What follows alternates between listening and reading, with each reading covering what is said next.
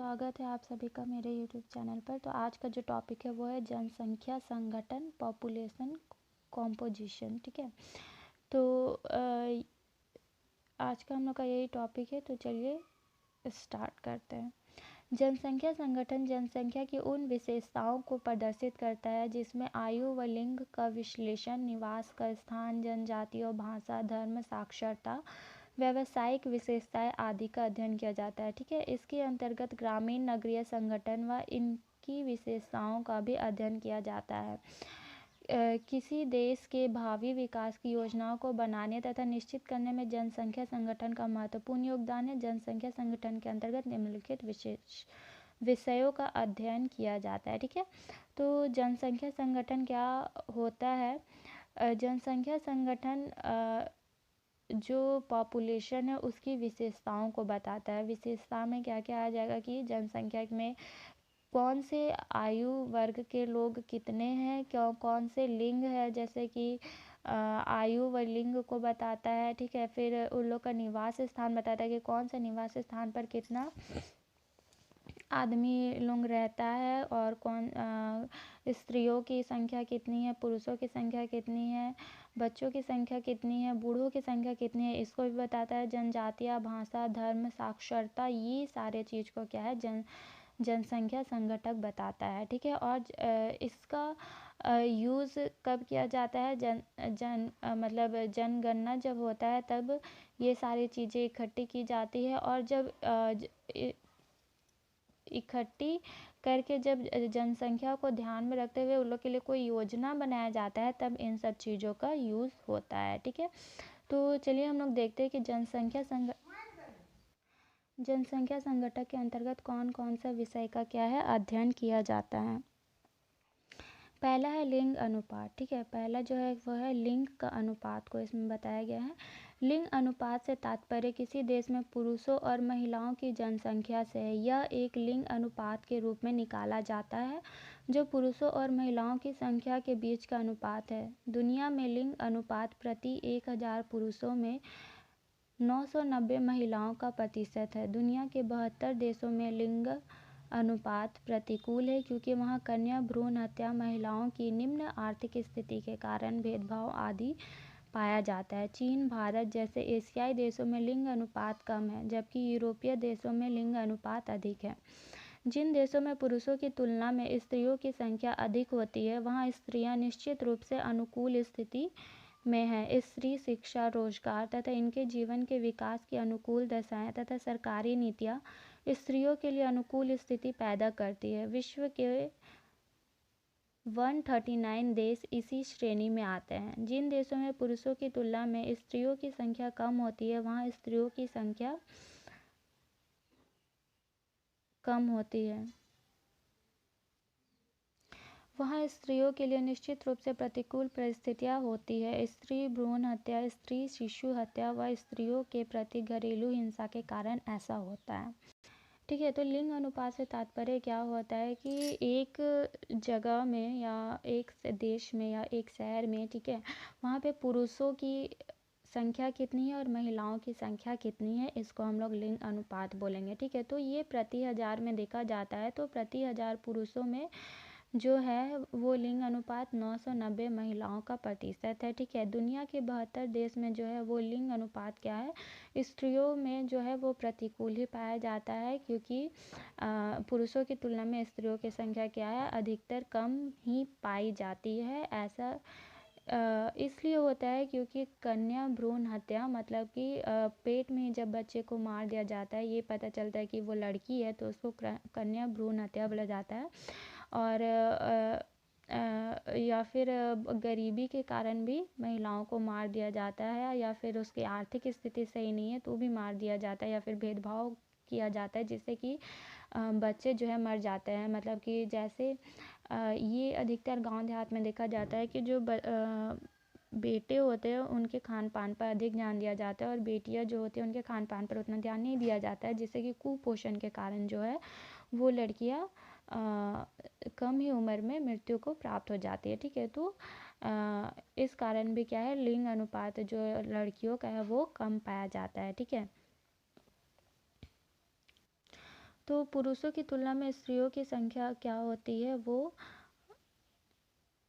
कम होती है, ठीक है। जहाँ स्त्रियाँ अच्छा पुरुषों की तुलना में स्त्रियों की संख्या जहाँ पे अधिक पाई जाती है, ठीक है, वहाँ पे क्या होती है कि स्त्रियों के लिए अनुकूल स्थिति पाई जाती है। वहाँ पे स्त्री शिक्षा, रोजगार तथा उसके जीवन के विकास के लिए अनुकूल दशाएं तथा सरकारी नीतियाँ आदि अनुकूल स्थिति पाई जाती है उस देश में या फिर उस शहर में, ठीक है।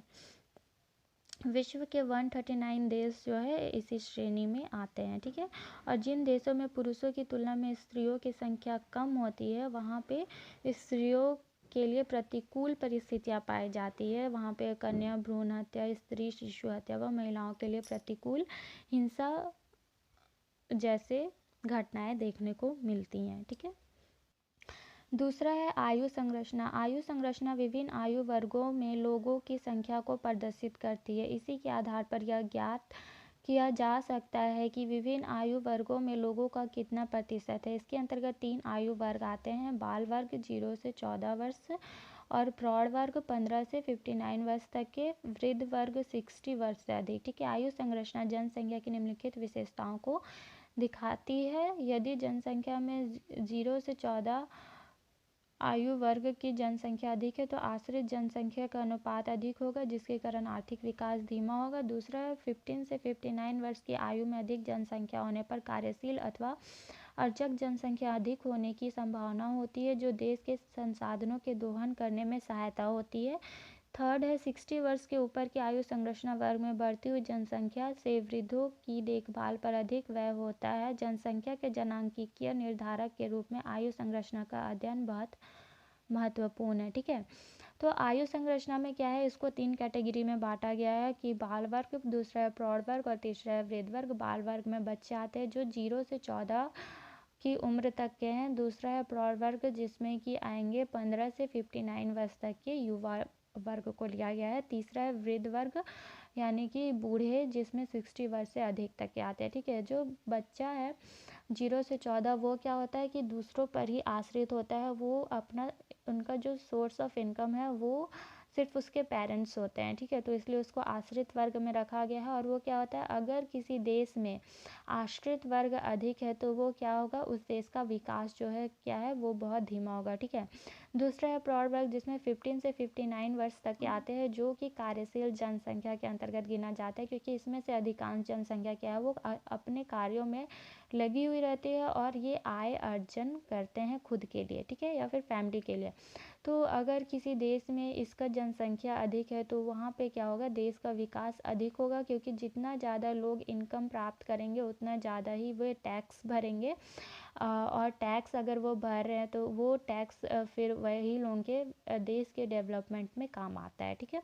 फिर तीसरा है 60 वर्ष से अधिक यानी कि आते हैं बूढ़े वर्ग। इसको भी आश्रित वर्ग में ही रखा जाता है, क्योंकि ये भी किसी न किसी पे डिपेंडेंट ही रहते हैं, ठीक है। तो अगर देश में इसकी भी संख्या अधिक पाई जाती है तो भी क्या होगा कि देश का विकास जो क्या है वो बहुत ही कम होगा। थर्ड है आयु लिंग पिरामिड संरचना, ठीक है। पिरामिड या फिर संरचना भी बोला जा सकता है। लिंग संरचना का अभिप्राय विभिन्न आयु वर्गों में स्त्रियों व पुरुषों की संख्या से है। पिरामिड का प्रयोग जनसंख्या की आयु लिंग संरचना को दर्शाने के लिए किया जाता है। आयु लिंग असंतुलन के लिए निम्नलिखित कारक उत्तरदायी है। पहला है जन्म व मृत्यु दर। विकासशील देशों में मृत्यु दर अधिक होने के कारण लिंग अनुपात में असंतुलन उत्पन्न हो जाता है। पुरुष जन्म स्त्री जन्म से अधिक होता है और समाज में स्त्रियों को गौण समझा जाता है। दूसरा है प्रवास। प्रवास के कारण भी उद्भव व गंतव्य दोनों के लिंग अनुपात प्रभावित होता है। रोजगार व शिक्षा के कारण पुरुष प्रवास अत्यधिक होता है। थर्ड है ग्रामीण व नगरीय जीवन। गांव के लोग रोजगार व सुविधाओं के कारण नगरों में जाकर बस जाते हैं, जिससे नगरीय जीवन में लिंग अनुपात अंतर आ जाता है। चौथा है सामाजिक आर्थिक स्थिति। जिन देशों में स्त्रियों की सामाजिक आर्थिक स्थिति दयनीय है वहाँ भी स्त्रियों की संख्या प्रत्येक आयु वर्ग में पुरुषों की तुलना में कम है, ठीक है। तो थर्ड जो है वो है जनसंख्या पिरामिड या फिर उसको संरचना भी बोला जाता है, ठीक है। तो जनसंख्या पिरामिड क्या दर्शाता है कि स्त्री और पुरुषों की संख्या कितनी है देश में या फिर विश्व में, ठीक है। वो एक साइड पे स्त्री की जनसंख्या को और अगले साइड पे पुरुष की जनसंख्या को उसमें दर्शाया जाता है कि कौन से वर्ष का मतलब कि कितने आयु वर्ग के कितने स्त्री या पुरुष पाए जाते हैं उस देश में, ठीक है। तो उसको भी बहुत सारे ऐसे तत्व हैं जो कि प्रभावित करते हैं या फिर उसमें जनसंख्या पिरामिड को असंतुलन करने के लिए उत्तरदायी होते हैं। तो पहला जो कारण है वो है जन्म व मृत्यु दर, ठीक है। जो जन्म व मृत्यु दर है वो जनसंख्या पिरामिड को प्रभावित करते हैं, क्योंकि इसमें लिंग अनुपात देखा जाता है कि अगर स्त्री है तो उसको अगर पेट में ही कन्या भ्रूण हत्या जैसा कि बताया गया है अगर मार दिया जाता है तो उससे क्या होता है कि स्त्रियों की संख्या क्या होती है, कम हो जाती है, ठीक है। दूसरा है प्रवास। प्रवास के कारण भी मतलब क्या होता है कि लिंग अनुपात में अंतर आ जाता है, क्योंकि अगर शिक्षा के लिए या फिर काम के लिए रोज़गार के लिए जो परिवार का मुखिया होता है या फिर जो पुरुष होता है वो काम के लिए दूसरे शहर में चला जाता है और स्त्रियाँ दूसरे शहर में रह जाती है, तो दोनों अलग अलग जगह पे रहते हैं, तो जिससे कि जो बच्चे पैदा करने की जो ये होती है वो कम चांसेस हो जाते हैं, ठीक है। तो उससे भी क्या है लिंग अनुपात आ जाता है। थर्ड जो है वो ग्रामीण नगरीय जीवन, ठीक है। जब गांव के लोग नगरों में जाते हैं तो वहाँ के रीति रिवाज रहन सहन सीख जाते हैं और जब उनका इनकम बढ़ने लगता है तो वे 2 बच्चों को तक ही सीमित रहने में ही अपनी भलाई समझते हैं, क्योंकि तभी वो अपने सभी चीज़ों का ऐशो आराम जो है वो आसानी से उसका लुत्फ़ उठा पाएंगे, और अगर अधिक बच्चे होंगे तो वे उतना लुत्फ़ नहीं उठा पाएंगे। तो इससे भी क्या है कि जो लिंग अनुपात है वो उसमें अंतर आ जाता है। चौथा है सामाजिक आर्थिक स्थिति। अगर जिस देशों में स्त्रियों की संख्या क्या है काफ़ी दयनीय होती है, यानी कि वहाँ पे स्त्रियों को पुरुषों के अधीन माना जाता है, तो उससे भी क्या होता है कि स्त्रियों की संख्या में कमी आती है, ठीक है। अब नेक्स्ट जो पॉइंट आता है वो है ग्रामीण नगरीय संगठन। इसका निर्धारण लोगों के निवास स्थान के आधार पर किया जाता है। ग्रामीण व नगरीय जीवन आजीविका व सामाजिक दशाओं में एक दूसरे से भिन्न होते हैं, ठीक है। ये निवास स्थान के आधार पर किया जाता है। ये जो पॉइंट है उसमें इसमें ग्रामीण और नगर दोनों को अलग अलग बताया गया है और दोनों की जो रहन सहन के तरीके होते हैं वो क्या होते हैं, अलग पाए जाते हैं, जो कि पॉपुलेशन को इफ़ेक्ट करता है, ठीक है। चौथा है साक्षरता दर। मतलब नेक्स्ट पॉइंट जो है वो है साक्षरता दर। साक्षरता दर किसी भी देश की जनसंख्या का गुणात्मक पहलू है और किसी भी देश में साक्षर जनसंख्या का अनुपात उसके सामाजिक व आर्थिक विकास का सूचक होता है। साक्षरता दर को प्रभावित करने वाले कारक निम्नलिखित है। आर्थिक विकास का स्तर। अल्प विकसित अर्थव्यवस्था वाले देशों में साक्षरता की निम्न दर तथा उन्नत भारतीय अर्थव्यवस्था वाले देशों में उच्च साक्षरता दर पाई जाती है। दूसरा है नगरीकरण। जिन प्रदेशों में जनसंख्या का अधिकांश भाग नगरों में निवास करता है वहाँ साक्षरता दर ऊंची है, जैसे यूरोप के देश। लेकिन जिन देशों में ग्रामीण जनसंख्या का प्रतिशत अधिक है वहाँ साक्षरता दर निम्न है। तीसरा है महिलाओं की सामाजिक स्थिति। कृषि आधारित अर्थव्यवस्था में महिलाओं की स्थिति गौण होती है, इसलिए महिला साक्षरता दर निम्न पाई जाती है, जबकि औद्योगिक अर्थव्यवस्था वाले देशों में महिलाओं में साक्षरता दर उच्च होती है, ठीक है। तो जो नेक्स्ट पॉइंट है वो है साक्षरता दर, ठीक है। वो भी जनसंख्या संरचना को क्या है प्रभावित करती है, क्योंकि जितने पढ़े लिखे लोग होंगे वो लोग जनसंख्या के महत्व को समझते हैं और वो लोग इसे सीमित रखने में ही अपनी भलाई समझते हैं, ठीक है। तो इस कारण भी वो लोग इसको साक्षरता दर क्या है जनसंख्या को प्रभावित करता है। और साक्षरता दर को प्रभावित करने वाले भी कुछ कारक है, जैसे कि आर्थिक विकास का स्तर, नगरीकरण और महिलाओं की सामाजिक स्थिति, ठीक है। तो ये तीनों ही तत्व क्या है वो साक्षरता दर को प्रभावित करते हैं। नेक्स्ट पॉइंट है वो है व्यावसायिक संरचना। पारिश्रमिक युक्त व्यवसायों कार्यों में संलग्न तथा इन्हीं कार्यों से जीविकोपार्जन करने वाली जनसंख्या के स्वरूप को व्यावसायिक संरचना कहते हैं। जिन देशों में अधिकतर लोग प्राथमिक व्यवसाय में लगे होते हैं उनका आर्थिक स्तर निम्न होगा तथा वहाँ की व्यवस्था कृषि पर आधारित होगी। जहाँ अधिकांश लोग द्वितीयक, तृतीयक तथा चतुर्थक व्यवसाय में लगे होते हैं उनका आर्थिक स्तर ऊंचा होगा। ठीक है, तो व्यावसायिक संरचना भी क्या है, जनसंख्या संरचना को प्रभावित करती है। ठीक है,